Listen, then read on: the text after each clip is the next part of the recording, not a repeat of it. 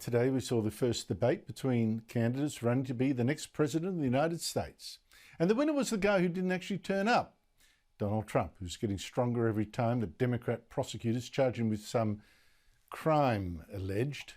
8 other Republicans did show up at the first Republican debate, but Trump blew them all out of the water by doing an interview instead with Tucker Carlson that aired at the same time on Twitter, now known as X, and got an amazing 74 million viewers in the first half hour.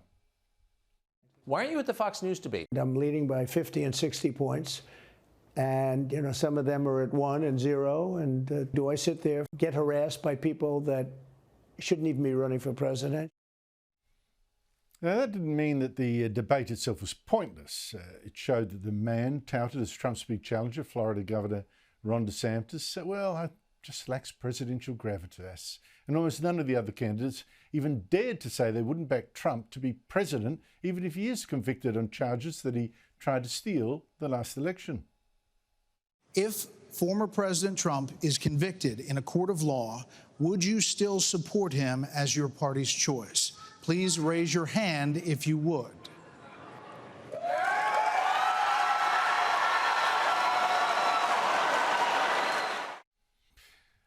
Only one candidate, former UN Ambassador Nikki Haley, had the guts to criticise Trump on policy because it's so popular with the party.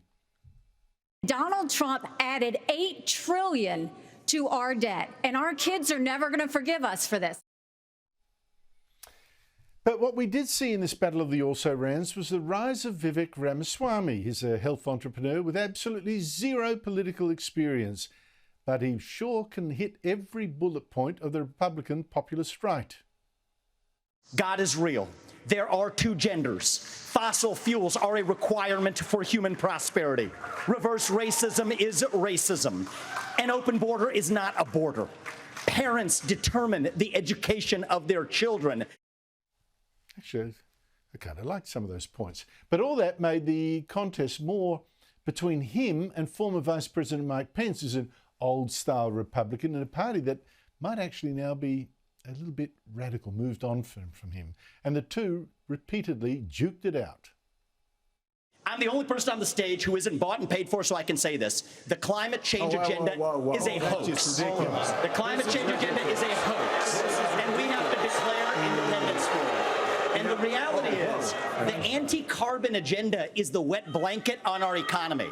And so the reality is more people are dying of bad climate change policies than they are of actual climate change. Governor, now is not the time for on-the-job training. We don't need to bring in a rookie. We don't need to bring in people without experience. We need to bring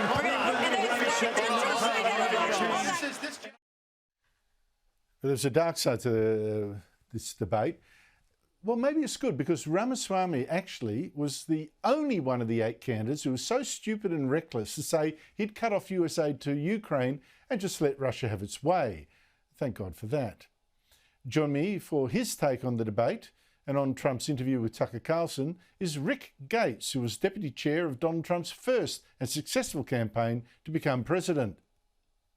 Rick Gates, thank you so much for joining me after going through A, the Republican debate, and then B, Trump's interview with Tucker Carlson, 2 very different events running almost simultaneously. Let's start with the debate. I thought it was fascinating. It was very fiery. Clearly, they're all scrabbling to try to be relevant, with Trump actually dominating all the headlines and probably the eyeballs. Who came out on top? Yeah, Andrew, great to be with you. It was a busy day. In overall, you have to frame the debate in a way of who had the most to gain, who had the most to lose. A lot of eyes were on Ron DeSantis. A lot of people thought he was going to be attacked quite a bit. I didn't think he necessarily was able to connect with a lot of people. A lot of his sound bites sounded scripted. He had been working with a debate coach, and his flow and feel just didn't really go well together. I thought one of the interesting correlations was a number of times Mike Pence and Vivek Ramaswamy, both representing kind of the old guard and the new guard, new generation, were contrasting with each other on a multitude of issues. And I think that was a good glimpse into what the American people could see versus somebody that's been sitting at the vice presidency. He was governor, had a lot of experience, versus a complete outsider, a multimillionaire entrepreneur who has very little political experience. And I thought the two of them contrasted to give the American people a good view of the type of Republican candidates that were on stage tonight.